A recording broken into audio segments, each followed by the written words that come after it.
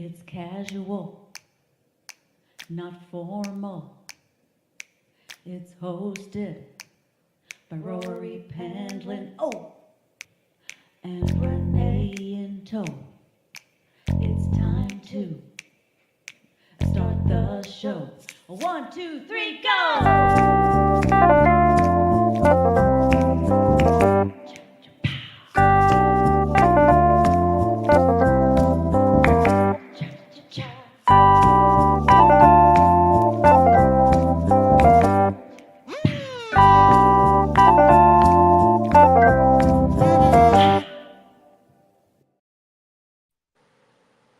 Welcome to another episode of It's Casual. We try to get we get a lot of comics on this show because I used to do comedy, and I worked with a lot of different people, and today's no exception. And this one is actually a very special comic. Got to work with him back in the day, and he has really done well for himself, and we're going to talk to him about that. First up, let me bring up Renee. Hello, How hello. are I'm ya? excited about this one. And we were just Yeah. talking behind the scenes about Billy Vera, one of our favorite Yeah. people of all time. He's a friend. I consider him an actual friend. I don't think he's just been on the show a couple times. He's been on like every That too. Cosmos show multiple Yes. times. We even had him on the Big Monster Briefing Room, and we're going to Yes. talk about that a little later on with Jason. Yes. Our guest Okay. is Jason Stuart, and you will recognize him, I think, right away because he's done a lot of stuff, a lot of TV, a lot of movies and things. He's not just a stand-up comic anymore. So let's go ahead and bring him up. Jason Oh. Stuart. Hey. Woo! There he is. Hello. Hello, hi, nice to meet you, Renee. Nice to meet you. I love your voice. You have such a beautiful voice. It's like Wow. butter. Thank It's you. like butter. It's Very like smooth. butter. Very I smooth. have finished the Barbara book. How was it? It was honestly like a book about feminism in the 70s and 80s. Oh, And wow. it was all what I expected. And it was really very much about what it was like to be a woman in those days. And I guess being a gay guy, I could sort of, I don't know, I felt it. I felt the mashbrucha, I guess, of the way, you know, what you have to go through to get where you have to go sometimes. Were you talking about, you said the Barbara book? Yeah, my name is Barbara. Barbara So Streisand. did you do the audiobook or did you read it? I really should have done the audiobook, but I actually read it old school. So let me tell you this. So I did the audiobook. I just finished it like a month ago. And the audiobook is so worth it because she puts in all these clips of her singing and whatever she's talking about. But yeah, it's 48 hours, the audiobook, but it is so Didn't worth it seem like it was about feminism and about Yes. people were, and very about the anti-Semiticness that she had to deal with. Yes. And we forget, you know, we were all so young when all that was happening, but how hard it was for a woman to direct a movie and, you know, write, where Warren Beatty, Woody Allen, Albert Brooks, all these guys were doing that. And it was okay. But when a woman did, it was like, oh my God. Yeah, what was very disappointing is she detailed that even late into her career, when she was so wealthy, so respected, such an A-lister, she still was not really respected as a director. I mean, she had to fight tooth and nail for respect every step of the way. That was shocking to me and Well, she was in disappointing. charge of Yentl. And what Yep. other movies did she direct? There was another courtroom drama that she did, wasn't it? No, she produced Star is Born, and if you read the book, she basically co-directed it. She produced, I think she produced The Main Event. She certainly produced Yentl. She produced Nuts, which is the courtroom drama. Nuts. That's the one. Yeah, she produced and directed Prince of Tides, and she directed The Mirror Had Two Faces. And then basically she did a couple comedies after that, The Meet the Fockers and The Guilt Trip. And then I think they just sort of, they just sort of stopped her from doing it. You know, there would have been so much more. We would have seen her maybe do Gypsy or direct Kate Blanchett in a film that she wanted to direct her in. I forget. I think it was about Catherine. The famous photographer. Catherine Brooks, I think her name was. Okay. And that now, she wanted to do that herself, all sorts of things. You certainly understand it when I don't know if you guys have seen or read, did you read the book Cast by Isabel Wilkinson, which is about casting yourself in this box? And they made a movie out of it that came out in December called Origin, directed by Ava DuVernay, starring Ingenue Ellis Taylor, who I did Birth of a Nation with, and just about how we create this box that we live in and how that box can be something that we decide to stay there, that we don't even know what it's like to be outside because we don't go out because we're told that's where we belong. And then we think that's where we belong. And certain people like Streisand was able to, break the ground. And I always say, if you break the ground, do you get to walk on it? Well, not always. I hate to say that. And I used to say, yes, I am. But as I get older, I think, certain boats have sailed and you can't go back, but you just got to keep going and keep creating and keep going where the love is. I was going to ask you later in the show, are there causes that you rally for? Oh yeah, certainly Black Lives Matter. Anything to do with homelessness people, anti-Semitism, being a Jew, women's rights and their reproductive rights. I think I'm just for anybody that is an other, which is everybody but white heterosexual Christian guys that basically run the comedy biz. But it's not one because you can be an ally. No, but it isn't you. It's you can be an ally to that too by you're being an ally by having me on the show. I'm probably the first gay guy you've had, I'm guessing. No. Oh. You had another one. So yes. I don't know if you know Carrie Harrison. We're doing a show actually with Carrie. Harrison. Carrie. Yeah. Oh, yes, I've done Carrie's show. Harris. Yeah, I did a lot of different incarnations of his show. I think he's living up in Florida now doing stuff. Yeah, he's in Tampa. I just went and saw him not long ago, a couple weeks ago. Yeah, so. He's a real old school radio. He's a great interviewer. Yes. We'll tell him that you say hi. He has 2 radio shows that he does. He does 2 radio shows right now per week, one on Florida radio and one in LA. And he might want to book you. You never know. I should call him. Yeah, please do. Yeah, call him up. We would love to have you. We would love to have you. I went to Sundance with him once. Oh, that's fantastic. 3 movies in a row at Sundance. Love is Strange, Ira Sachs film. Tangerine, Sean Baker's film, and Birth of a Nation, Nate Parker's film. Wow. Now, you sent me some pictures for promo, and one of them had you with like a kind of a half top hat and vest. Was that from Birth of a Nation? Yes, I did a film called Birth of a Nation. For those of you who don't know, no, it's not the 1915 one. Otherwise, I'd be over 100 years old. Came out in 2016. It was an. They did a remake? Really? No, it's not a remake. They were taking the name back. It's about Black abolitionist Nat Turner, who was the first Black man to fight the white slave owners, and I was one of them. There were 3 of us.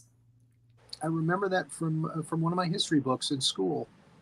Yeah, it was a big deal. It changed my life because I think I realized my privilege as a white guy, and then I realized my unprivilege as a gay Jew. Okay, let's go back to comedy. Sure. Where did it all begin for you with comedy? What was it? God, I hate that question. I hate that. You know why? Because it's like to ask everybody that question. I know, but it's so sad. I couldn't get arrested as an actor. I started as an actor. That's what I wanted to be. That's what I've always wanted to be. That's been my first love. And I had a manager, Catherine James, who I basically talked into handling me because nobody, for the first 10 years of my career, it was very difficult. I at the time, I didn't get it because I thought I was funny and talented, but I didn't have this voice or this confidence or this way of being. And she thought I was funny, and she said, "Go try to do this." And I went to the Comedy Store, and my life flashed before my eyes. I was so nervous that I was made a non-paid regular. which I didn't even know what that was. Oh, wait, I was even worse. I was a non-paid showcasing regular, which Ah, means you could call in and say someone was coming to see me to get a spot. And, Mitzi Shore would always go by me. You need to wear a hat. That would be funny. A hat. And, and I was never one of her favorites. But I worked there for quite a years and got my name on the wall. And I was just there the other night to the spot, my friend Vargas, his show, which was really a lot of fun. I really love working in that room. But that's why I started. I started doing comedy because I couldn't get arrested as an actor. And then I always worked hard. My father always used to say to me, my father was a Holocaust survivor, not the camps, but the ghettos. And he had a big, thick Russian, Polish accent. He would say, when you go to the interview, you need to wear a tie. Let them know that you mean business. So what he meant is to be your best self. So I always showed up and tried to be my best self. uh-huh. Well, again, back in the day when I worked with you, and I won't say what year it was. Where did we work? It was a while back. Remind me. Give me. The Comedy Corner in Tampa. See, I Oh used to live my in Tampa. God! Were you there the week that Sam Kinison got so drunk and Yes. so out of it that he passed out? That our shows sold out because nobody went. His shows were canceled. Oh, I just hit the table. Sorry. That's It's not funny. American. That his shows were sold out. But yeah, at the time I was the house MC. Yeah. Oh my God, that's where we know each other. First, Yeah. when you said Pam, I thought you were, maybe Roseanne's ex-husband's brother or something. Oh. Because Bill still and I talk occasionally on Facebook. Yeah, we had a good time together. Yeah. She's left the planet, the poor thing. But that was great. We sold out that weekend because I still can't look at Tom Arnold the same way. I just I know because I think he regrets it too. But he's a nice guy. I've seen him occasionally. He's really a good actor, But he is. Yeah. He is. I've always enjoyed his characters that he Colleen does. McGar, that's who booked us there. Colleen McGar, and she was a Colleen McGar fired me. Did she? Yes. With that weird raccoon eye makeup. Remember? Yes. Oh my God. Goth dresses and sneakers. And yeah. I forgot about the makeup, the eye makeup. That's funny. I just remembered it because it was so extreme. It was sort of funny. Yeah. I was the house MC, and she was telling me that I had to police the room and make sure that people, didn't get out of control. And so I was really upset about that because I felt more like a performer and not a goon, Well, that's hard to do, isn't it? That's really hard to do. Being a comedian or anybody, you need really someone who looks a little scary. I think the comedian's the wrong person because you're going out there and you're being funny, and then you have to be mean to someone. Yeah, then you got to be the bad guy, Yeah, that sort of doesn't. I don't know. It doesn't really work. So I goose stepped in the back of the room, and that didn't go over well. Oh my God. I don't know. Is that something when you grab somebody, or what does that mean? No. You would think, get the thumb out. No. The Nazi silly walk. Oh, so I was right. It was from the 30s. Okay. So, yeah, and then I find out later that she was with Bill Hicks when he passed on. I did. I worked with Bill Hicks. I worked with Bill Hicks in Atlanta at the B Funny Bone. No, at the B Punchline, I believe. And it was me and him. I think we both wanted a show there. We just begged to have a show so bad. And I think they just stuck us together. He was the headliner, of course, and I was the featured act. I had my crazy hair and my, zebra pants and my, silver lame jacket. And I danced in a circle because I didn't want anybody to know I was gay. And he hated Jesus. Between the two of us, everybody walked out. Well, and again, I had a chance to work with him down at the South Club before we had our incident. Was I the headliner then? I think I was. And was I the actor? That it was so long ago. She was like, he has a tendency to go off on crowds. So I was, I don't want to work with that. And then I started listening to his CDs after he passed, and I'm like, oh my God, he was brilliant. I had the chance to work with him, and I blew it. We both. Well, I worked with you. You were brilliant. You were funny. Really? Oh my God! Yeah, you were a different kind of act.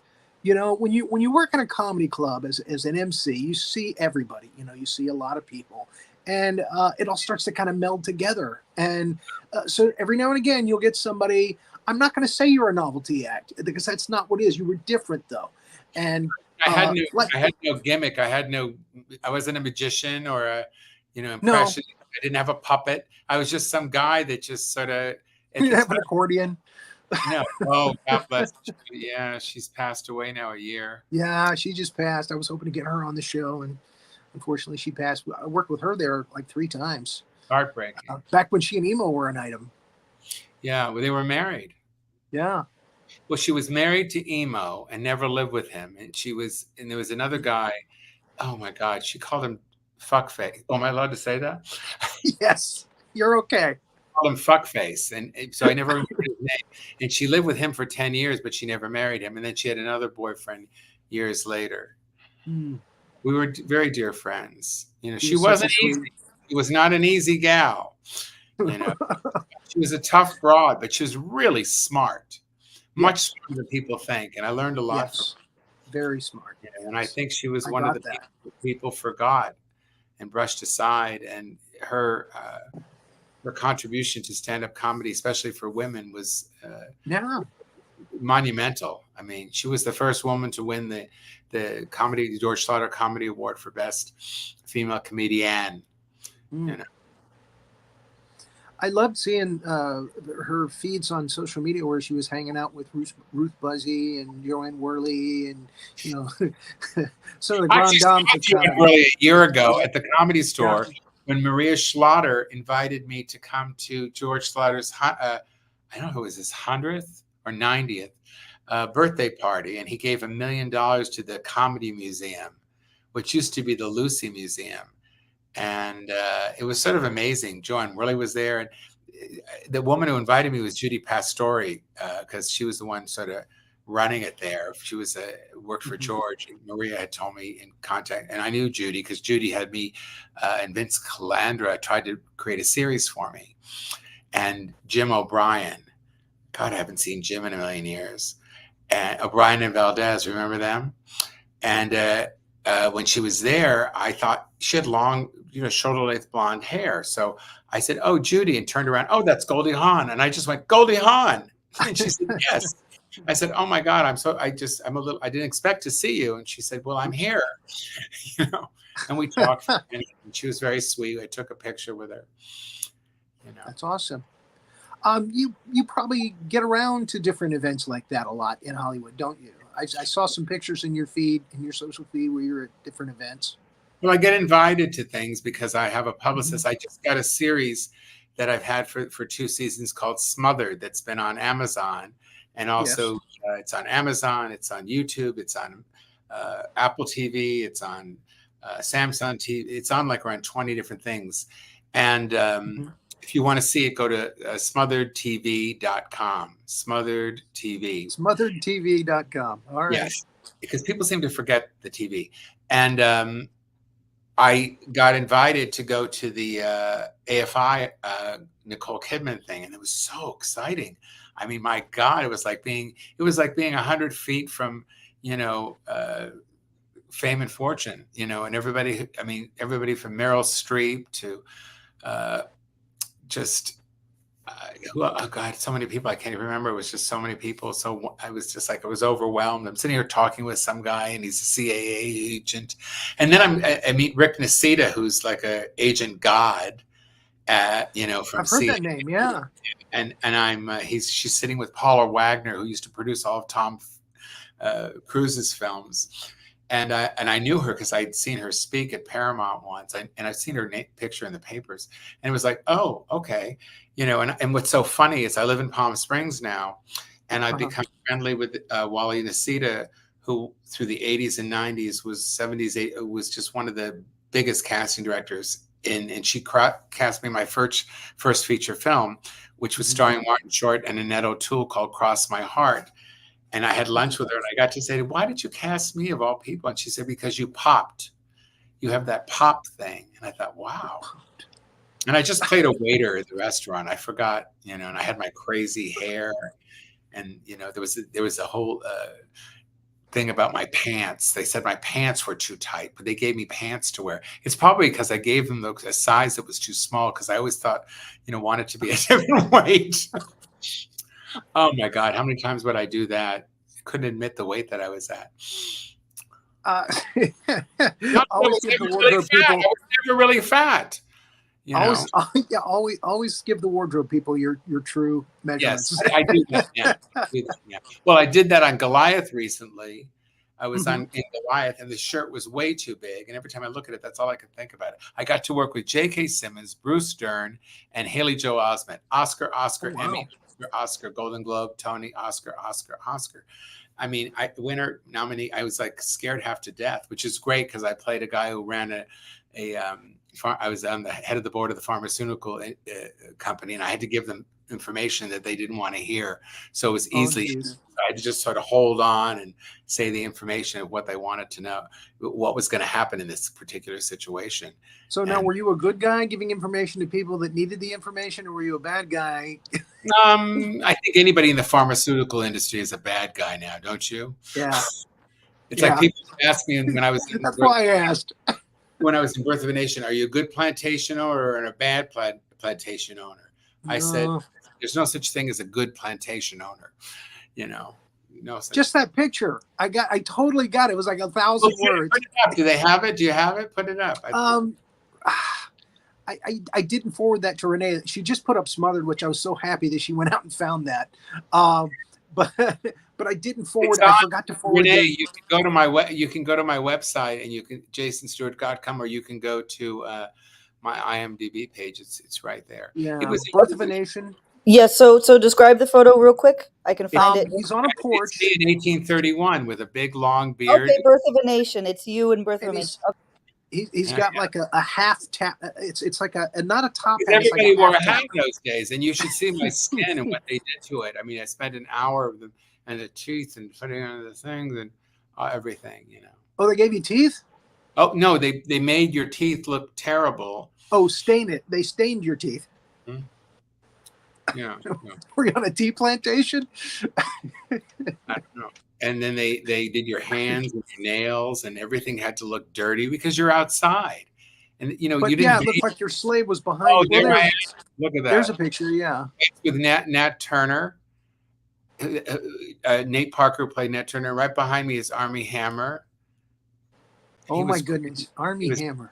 He was great to work with. They both were. They were both real pros. When you work with people that worked all the time, it's a whole different thing, and it's really easier because if you can step up to that kind of work. Mhm. I'm really lucky that I trained really hard, and I was able to As you were speaking earlier, you were rattling off names. You're obviously very knowledgeable about who is important in Hollywood, and that really helps people you. that I know. It's not even important. People that I've yearned to meet and represent me, or just know that I put me in their movies, or the TV shows. Yeah. So that always helps, I guess, when when you go to events and stuff. I'm also a fan. I'm also a fan. Well, and again, you kind of got to be. I'm still a fan of all that kind of stuff. I still love films, and I love great television, and I love the theater. I love comedy, but it's comedy to me is like quick, fast sex. It's either great or you just wish you weren't there. It's all about the venue you're working in. Like I'm doing something on May 11th. I'm doing what's it called? It's so great that I'm at my computer. I'm doing a show at the let's see, where is it? I'm doing a show at this brewery, which has become a thing now. And here it is. It's called. There's no name. It's called the Coachella Valley Brewery. That's why. Okay. Coachella Valley Brewery, Thousand Palms, California. I'm headlining. What day is that? May 11th, and I'm doing that. And that's You're out that way. Yeah, if you're in that part of the country in California, And I work a lot at the Comedy Chateau. That's become my home club. I used to have the Laugh Factory at my home club, but I think I'm too old now for them. You know. Oh, the Laugh Factory doesn't do older guys now, huh? Well, you all have to. You have to have a 3-letter agent, a CAA. You have to have. Oh, everybody here. I need to have around 100,000 likes or people. Maybe if you could do that by Friday. Yeah. So the YouTube video. Tell everybody. Oh, I have around 30 or 40,000 fans, but that's Yes. not enough. Nothing is for my age. That's pretty good, you know. And I'm on. You know, if anybody wants to friend me or like me or lick me or taste me or X me or linked me or, you know, go to jasonstuart.com and all my stuff is there. TikTok, and can you believe what's going to happen if TikTok leaves us? Oh my God. It'll be over. And everybody's going crazy about that. I'm like, there's going to be It'll move to platform. Facebook or it'll move to Instagram. You know, No. There'll be another platform. They'll come up with something new, you know, and it'll be based here. And because I know China. I lived in China for 15 years. I know China. They're not going to sell it. There's no way. They're just going to. Oh, well, good for them. I don't want to, you know, communist. TikTok. And they're not taking our secrets for crying out loud. It's cat videos. Jeez. Well, I wish it was just that. You know, it's not about taking secrets. It's about misinformation. And that, you know, it's about misinformation and stuff. And that's what happens so much. People are, you know, I used to watch Fox News just to get the other half. And then it just got to be too much. So I can't watch it. I can't watch it at where all. do you, what state are you in? I'm in Florida. Oh, honey, I'm sorry. I'm in Central Florida. Yeah. So yeah, I just can't watch it. You know, it just. I worked there. I worked at the Improvs there, and I worked at the Parliament House. Remember the Parliament House? Oh, that is defunct now. Yeah, I remember Parliament House way back in the day. Beautiful theater. It was a gay resort, pool, bar, hotel. They used to have the best drag shows there. Oh, did they? I don't know because I was there headlining when they, you know, were in the same space. Yeah. But I had a friend there who I just was. Orange Blossom Trail. Was that her name? No, Orange Blossom Trail was the road it was on. Oh, I thought that was the name of the drag queen.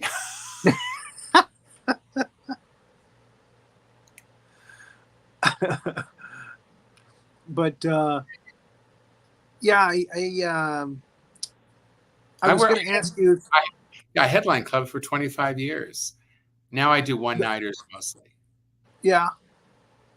I don't really. I was going to ask you if you had any horror stories that you wanted to share with us. Oh my God! Yeah, we love those. How much time do we have?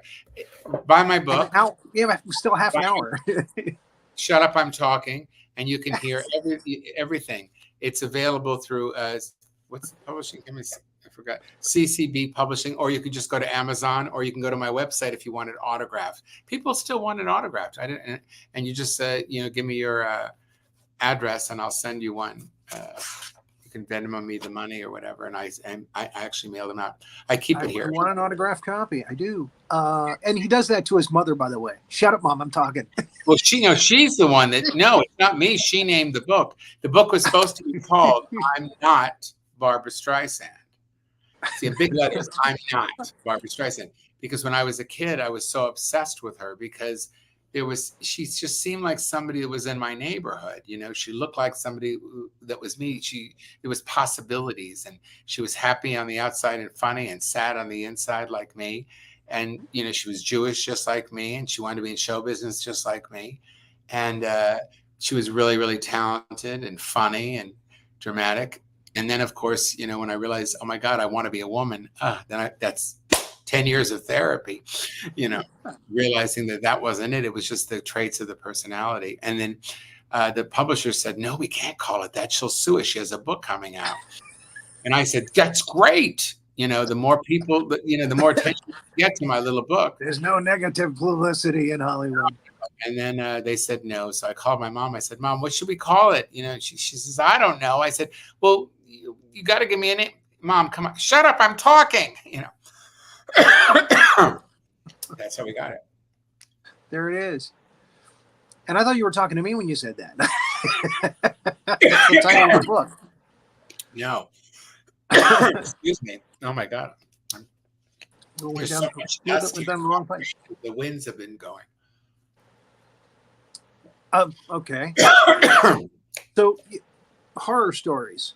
Any that come to mind? Well, I was working at the funny ones or sad. I mean, got a lot more. Well, I'll give you the funny one first. Funny's good. I We was like funny. I was in Texas at Joker's. Oh, where was it? I forgot. Oh God! And I was the opening act for this kind of hee-haw kind of act. I was the opener. I wasn't even the middle.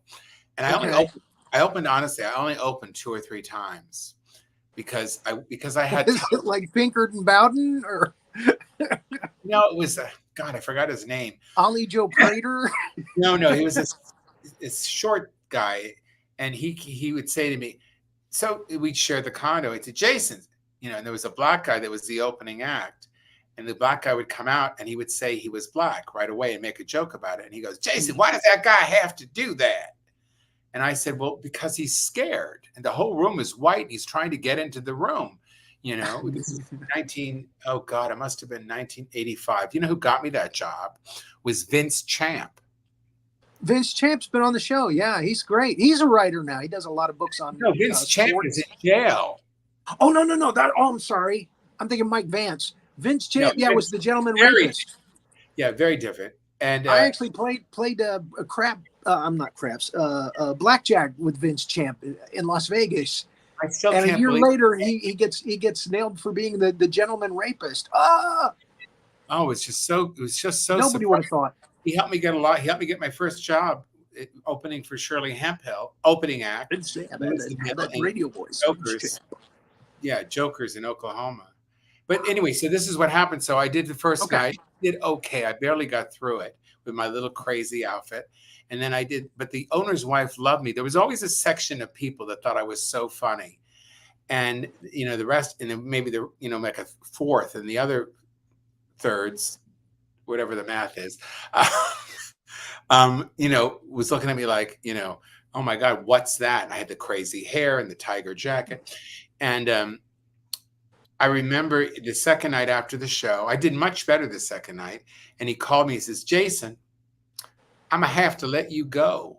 And I said, well, why? I'm getting better. I'm just, he said, no, my wife loves you no matter what I think, and I said, well, thank you. She says, the girls are nice, and this is way before I was out.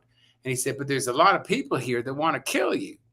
So what I'm going to do is I'm going to change your flight and I'm going to pay you off and you're never to come back here again. Then flash forward to 95. I was headlining the Funny Bones in Des Moines, Iowa, selling out. This was my time when I was from, I'd say 94, 93, 94 to around 2006. I was selling out everywhere for a long time before social media came in. And when social media came in, I didn't know how to find my fans and my fans didn't know how to find me. And by the time I did, I was more interested in acting. But there was a guy named Mark Johnson. I don't know if he's still alive, but he fired me. He would call me. The show would start at 8:00. The opener would go on between 8 and 8:15. The middle would be on 8:15 to 9:45. He wouldn't pick me up until 8:30. That meant it took around 5 minutes to get there from the condo, 6 minutes, get out of there. So it's like 5 minutes before I'm going to go on. I said, hey, I'd like to be in the room at 8:00 and see the feel of the room. I don't want to get there 2 minutes before I'm to go on stage. And he said, I'll bring you when I want to. And then he hangs up on me. And it just happened all week. And by Thursday or Friday, I was like, I walked in there and I said, look, no one hangs up on me. That's just incredibly rude. And he said, you get out of this bar. And apparently the bartender got sick and didn't come in that night. He was all stressed out. And then I did the 2 shows, sold out, 2 shows Friday and Saturday. Sunday, they bring me to the club. He hands me a post-dated check. He has his security walk me out and I was fired. And it was just the most terrible feeling. And apparently what I had done is I'd gone on a Christian radio show and said something that offended somebody. I don't know what I said because I didn't know it was a Christian radio show. No one told me, And You just thought you were doing a radio show. I thought that, yeah, and I think that's standard fare when you're doing comedy well, on the he road. didn't have the, communication skills. I mean, I worked for him twice, and I did another show for him. I was headlining the Funny Bone in St. Louis, and the Funny Bones were really good to me for a long, long time. And I was headlining that week, and the college there, I forgot what college it was having a noon show, and whoever was supposed to do the show couldn't show up. Something happened. He had to cancel at the last minute. So they said, would you come over and do the show? I said, sure. And they had me up on these a riser in a big, large common hallway. And then the chairs were all set up. And then there was a mic and a mic stand, but there was no back to the stage.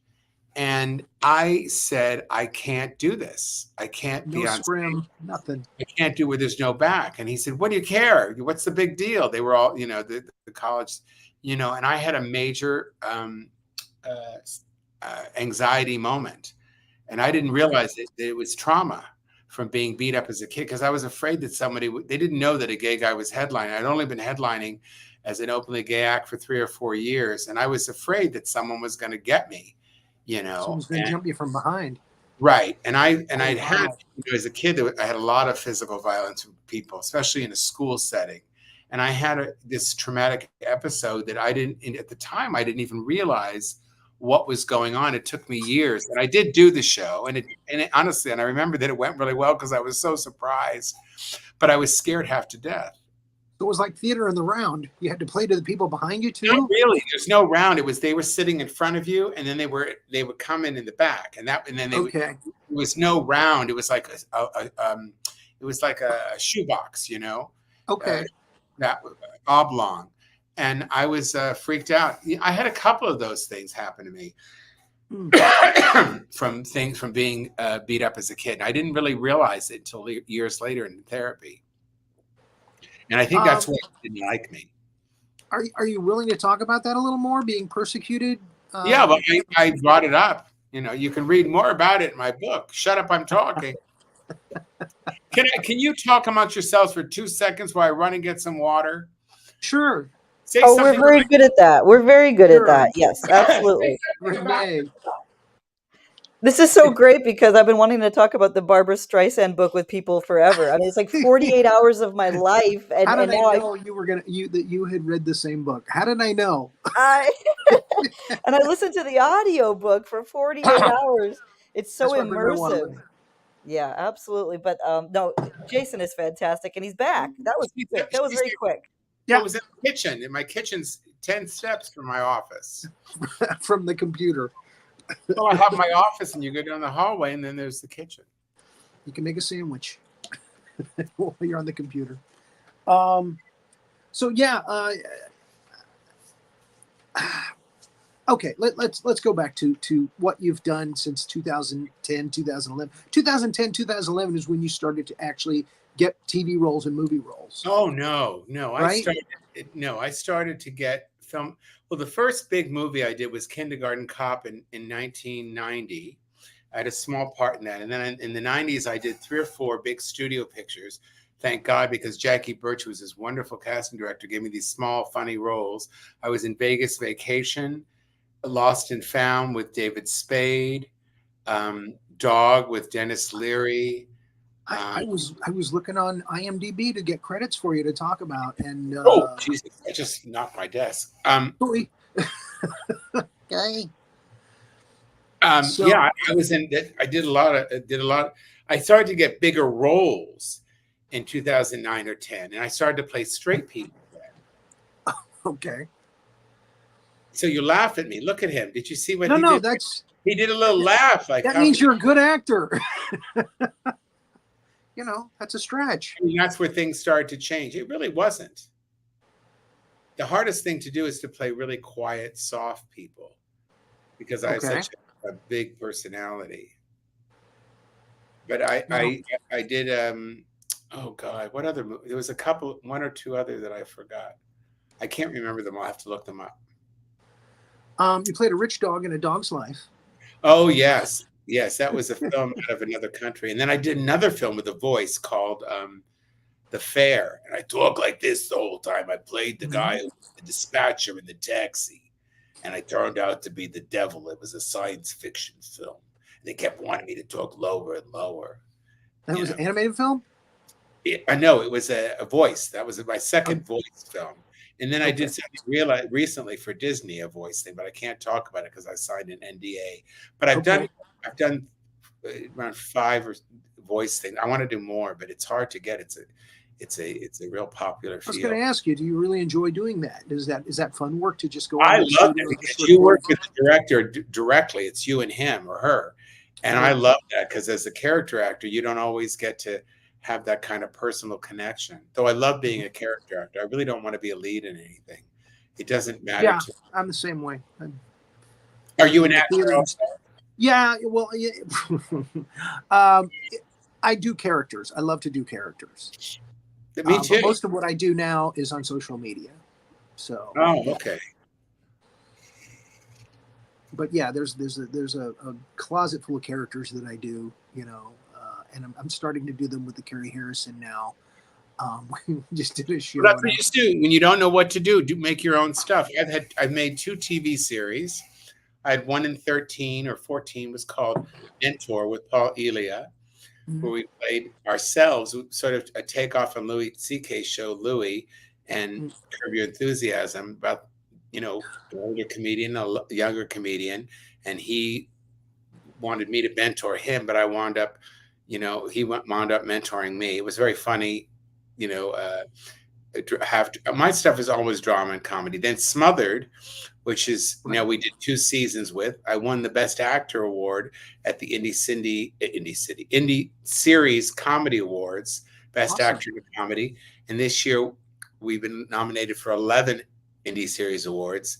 And my partner in the series, Not in Life, Mitch Hara, who co-wrote it with me, co-produced it and co-star in it, co-created it, was also nominated. We were both nominated for Best Actor and Best Series. And Amanda Burst from Married with Children is in it, and she was nominated for Supporting Actor. And Armand Field from Queer as Folk, and Jay Rodriguez.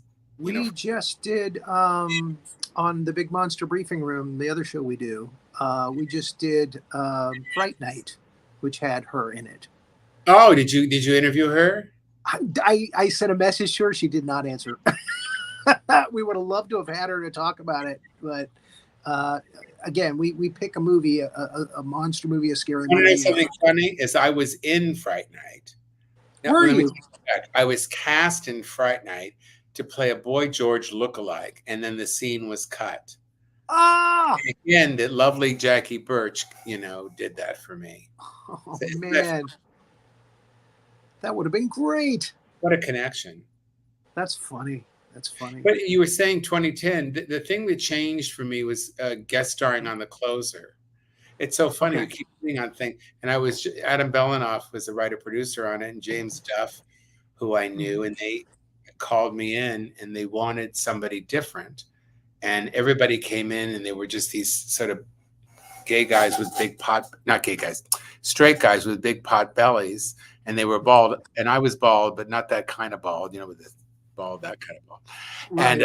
And I came in and I did this character that talked like this, and I was very kind of this guy who was very different. Then it was the beginning of my annoying Jews, and I got the character. You can see that that's also online all over the place. God, my skin looks great. Yeah. Is it let me see if my I can- lighting? I can't believe that this is how I look. Yeah, It's a that's good it. day. Secrets and Toys. You were the Lord. That was a little short film. That was a short film for Quentin Lee, and that's funny. Okay. Quentin Lee directed. And what's great is Quentin Lee is this wonderful independent film director that is started to do stand-up films to make more money, because they're fun to do, and he loves comedy. And I'm in his new stand-up film called Laugh Proud with all these LGBTQ comedians, and I didn't know any of them. They were all young and new and Wow. BIPOC and liquid and fluid and girl boys, and I'm a pot holder, I'm a little teapot, everything. And they were so wonderful, and I felt like, God, I'm like the most boring one. I mean, I'm so boring. I don't even, and it's actually gonna May 17th. It'll be in the theater. If you're in North Hollywood, California, there's a big red carpet theater thing there at the Lemley Theater. So that's so funny because you keep bringing up things that have some sort of connection. That's what's happening this week, you know. So that film I'm in, it's a stand-up. It's just basically a long hour-and-a-half stand-up special with all these comedians. It was really interesting to be in it. The director said, Again, Lord of Leather just jumped out at me on that. That I was checking IMDb. "Oh, it was a fun part. I played a straight guy that was in that loved. There was a leather dad." Which helped me get the name of my second stand-up comedy album, I'm the Daddy and I Have Candy. It's available only online. There you go. You were in Big Gay Love. You were Dan number 2. Well, because there's two Dans that are in a couple. There were two Dans. Okay. We were sort of like these sort of rich gay, gay guys. Drew Droege. Do you know Drew Droege? Can't say that I do. Sorry. Quite well known in the gay world of actors and a wonderfully funny guy. He did this whole thing. He did these series of videos playing Chloe Sevigny. And I think I'm saying this right. And it was so funny. And he got really well known, and he's done a lot of stuff. He's a wonderful writer also. So I got to do that. So the couple was Dan number 1 and Dan number 2. We both had the same names. We're both Dan. I thought I was going to say the more macho dad, and I was the more husband one. And I had to, we would go to visit the people, and I had this stroller with the kid in it. And, and the lines didn't say much. So I just basically made it seem like that I really hated having a kid. It was ruining my life. And the director said, "Go with it. We love it." I think he was smart enough. The director wasn't Quentin. Quentin was the producer of that film. I worked with him probably 4 or 5 times. And Tangerine was another one. Oh, that's a big movie. That was the first film done on an iPhone. It went to Sundance, and I played Joey, the manager, doorman of the Hamburger Mary's, where she does her singing. And I'm known for, what was the line that got sort of, Joey the doorman. These 2 transgender girls goes in with this white girl that sort of looks like kind of white trash, and she comes in and she has one. This one has one shoe, and that was in the trailer, and everybody would see me. This one has one shoe, and it was done That's your cowbell. Yeah. And it was done on an iPhone. And when I shot it, if you watch I have 2 scenes that are sort of cut up into 4 things each. And if you watch me, I'm yelling a little because I thought we were on Santa Monica Boulevard. I thought, oh God, the sound's going to be awful on this. And Sean Baker directed it. And I loved his films. I loved Prince of Brooklyn. It's an independent film. You probably didn't know about it. And I loved Starlet and his other ones. And I thought, wow, this guy's great. When they called me on the phone, the producer said, "We'd like you to play this part. So if you want," I said, "I'll take it." He said, "Don't you want to read it?" I said, "No, I'll take it. I want to work." in. Well, I'd done an episode of Warren the Ape for him that he created this straight boy show. And I played a Bernie Madoff character, more of my annoying Jews that shared a cell with the sock puppet. Gotta be careful. I don't want to get stereotyped. Yes. What other projects that jump out that you remember and you had fond memories of? Oh, fond memories of? Yeah. God. Things that I loved. I got to work on One Grace twice and have my parts cut down to almost nothing, but I love working. I got to work with Glenn Close. I got to work with George Clooney on a series called Sunset Beat. I had a recurring role where I played Marty, the nightclub owner. And then I got to play, I did a little film called Hank that did the film festival circuit. And I got nominated for a couple awards for that, about this guy who was very sweet and kind and quiet, who wanted to be in a monogamous relationship, and his partner wanted it to be open.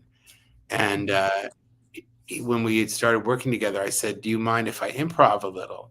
He said, "No, not at all." He said he was a Chinese director, and he said, "I've not written in English a lot, and he had not he really spoke English really terrifically, but I didn't know why he felt that way. And that film was offered to me because he saw me in Tangerine and Birth of a Nation, and I thought, how is this that? I didn't, that's where sometimes you don't know He where saw you were a good actor. but I know, but it still was nothing like this character. So Understood. So what I But he basically saw did, how versatile you were. I guess so. But Yeah. you know, We have somebody who wants to come in and say hi for a minute, oh, if you don't mind. not at all. It's a friend. Absolutely. Okay, It's a just give me friend. 1 minute. Just give me one. Oh, so basically I cut out half the lines and I said, I can act this. You don't have to say it. Mhm. And it was so much fun. It's one of my favorite performances. Awesome.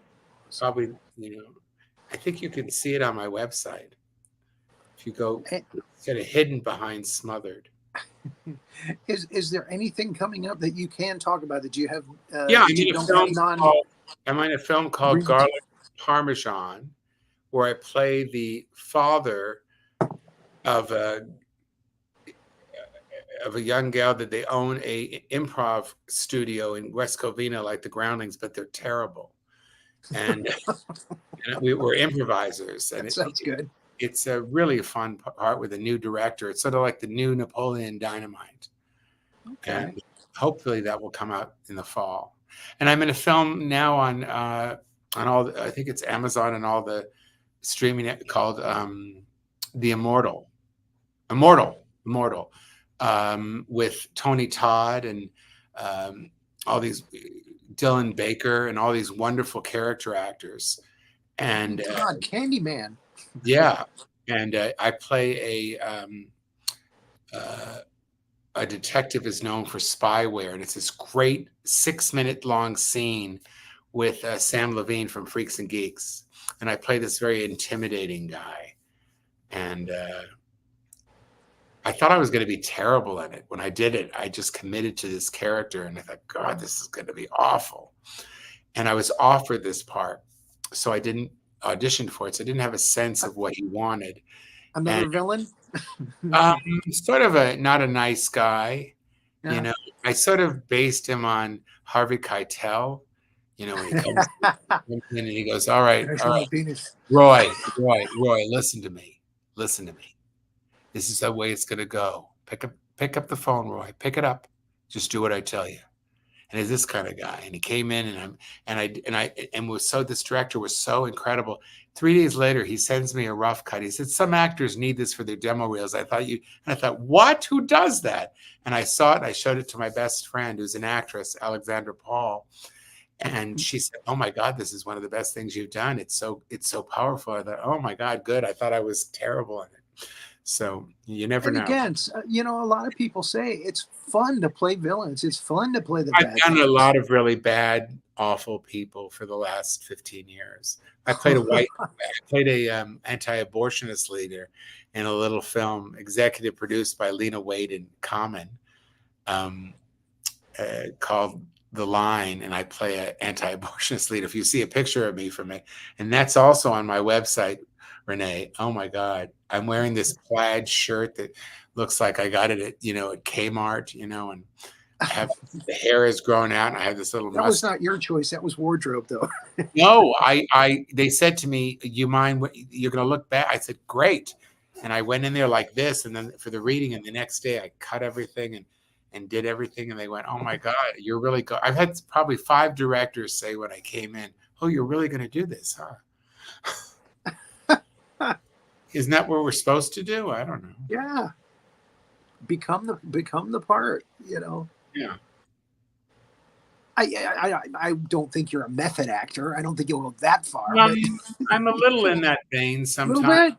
It depends the part. Sometimes you have to stay in something to do it.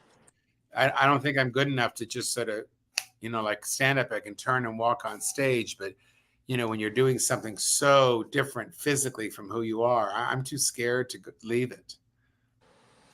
Just don't go Christian Bale on the guys that are doing lights and stuff. You had one bad day out of a 1,000,000-year career. Who cares? It's so funny that when people are like that. They love that kind of drama. Okay, so any other gigs coming up in the near future that we should know about in Yes, case I people do. are listening? And Yes, I do. And I also have something really cool that's happening. The Hollywood Museum is doing a gay pride, I guess, showing at the Hollywood Museum, which is the old Max Factor building. And I'm being honored on that day. Isn't that weird? I was sort of shocked. I just found isn't out. that nice? Yeah, I'll be at the Comedy Chateau June 8th. I'll be Okay. at a benefit for the desert. And Desert. where's that? That's in L.A., North Hollywood. North Hollywood. Okay. Yeah, I'm doing, and yeah, and I think that's, I can't see any further. And then the Hollywood Museum thing is on June 13th. Awesome. If anybody's in those areas, Oh my wow. God. And That- here it is. Wow. Here it What- is. God, what a transformation! That's They- the anti-abortionist here. And we have, Jeez. that's shocking. And guess what? We do have a surprise guest now who's going to come in and shock the world. Do I know the person? Let's find Yes. out. This is like Sally Jesse Raphael suddenly. Oh my God. Or This Is Your Life. This is your life. Oh my God. Look at that. How are you? Jason. I was talking to somebody about you the other day, but We I were can't. talking about you earlier in the show. Your ears were burning. As was my urine. But I'm better now. Don't want to know. Don't want to know. I have known Jason for many years, and what a treat to see you.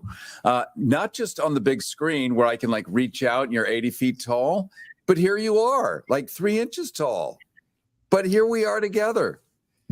We had a wonderful time in Sundance together one year. Yeah, I forgot what movie I was in when we were there. I think it was Tangerine, but I that's don't what remember. it was. And I That's what remember it was. I did Birth of a Nation when you had the show that was on Hollywood Boulevard. Am I correct? Yes, that's right. It was on Hollywood Boulevard and I want to We say were Vine, in the- Hollywood and Vine, famous Hollywood and Vine. We were in the window, right? Was Yes, it- we were. Yeah. And I remember you saying to me, because we had not done an interview in a long time, you were going, "Oh my God, you've really changed," and it really made an impression on me because I guess I didn't even know I did. Well, it's funny, we had hiked together as friends and gotten to know each other, and we all happily sort of keep evolving. And Jason, who I've seen, and your fans all know this, it has nothing to do with me, but I've seen you perform Chicago. I think that's we first met. Actually, I was on Where? WMAQ CBS. This is years ago. Yeah. I don't want to say that the number that's over the teens years ago, but it was some time ago actually. And you were doing a live performance and I laughed. I'd never heard anyone say what you said, which was brilliant. You said things like, well, without straight people, there are no gay people. I mean, think about it. Did I say that? Oh my God. Something like that. It was like, it takes actually straight people Oh, to make wait, gay I know people. what I said. Oh God. You're a gay maker. If it weren't for you, we wouldn't be here. Yes. And I thought, my God, they're busted. Like, we don't self-replicate here. No, I don't care how many makers. You're popping us out like Pop-Tarts. Oh, this one has frosting. That's okay. See, this is what happens, people at home. Somebody remembers your joke and they completely change it. and fuck it up. It's like somebody tells a story to a person, it tells a story to another person, just tells a story to another person. And then, yeah. Is that called telephone? You say vacuum cleaner, and by the time it gets all the way down the line, it's lightning rod. You're like, I don't know what, banana split. Yeah, completely loses its mojo. Well, this is an interesting friendship arc because I knew Rory when I was but a child back in Tampa, and so were you, Rory, a younger child, as a matter of fact. Looking at your hair, of which there are no gray ones. Mine sport lots. Mine's gone. And Jason's even smarter. He was just like, just get rid of it. Shave it off. Just She'd be able get to rid know of how I am. it. Problem solved. I wish you. But that picture that Renee just showed, he has hair on the sides. So that, oh Yeah. my God, see? That was a movie I did called The Line. Oh, geez. Totally different. Like you unrecognizable. Man, Brilliant. you never know. Look how angry. I have that shirt. I wore it last night. You have your anti-abortion shirt on. I guess it's She going to said, "How be do the you want to dress anti-abortion it?" shirt now. He said, "Get me something that looks like, that's J.C. Penney. That's what I want." I wish you I were think I got around. mine at Walmart. I wish you were around, Harrison, because Laugh Proud, the stand-up movie, or I guess stand-up special that I'm in, it's Quentin Lee's is going to premiere on May 17th in Los Angeles. And Oh, then wow. it'll go all over the place, I guess, on streaming. I wish you Oh, would be. that's great. Congratulations. Yeah, I wish I were there. I would 100% go. I'd even like bust onto the red carpet as I was wont to do. Yes, there's going to be a red. Lights, microphones flapping at my waist. Yeah. Well, let me extend an invitation to you to let's talk about some stuff on another show, and it won't be anywhere near as fun as this. Trust me, it'll be No, a very this is lot better more than serious. Cats. But This is better than Cats. no, this is the greatest. Rory is he's actually a child trapped in a man's body. This is why he's fun. You can All right, I'm a little uncomfortable. And Should I feel uncomfortable? It's actually getting weird. It's getting weird. we should all leave so we don't get in legal trouble somehow, because we're not Donald Trump or Jeffrey Epstein here. After all, we don't get to get away with it Terrible. here. Terrible how you treat me, Harrison. well, Harrison, I'm at the same number since 1981. So Yes, Pacific Bell. It still Yes. works. Actually, here's It still works. Pacific Bell story for you that'll work for people that are geeks. The rest of it, not going to work. So when I got, and Jason will remember Pacific Bell, and Rory, where you live, I think it was GTE out here, maybe in Florida or whatever. And you would simply call the phone company and say, I want phone service. And they'd go, great. What's your address? When do you want to have it? What's your name? And you just give them your name. They don't have any way of, no passports, no driver's license, nothing. So I gave them my name, which was Hills Beverly, because caller ID had just come up.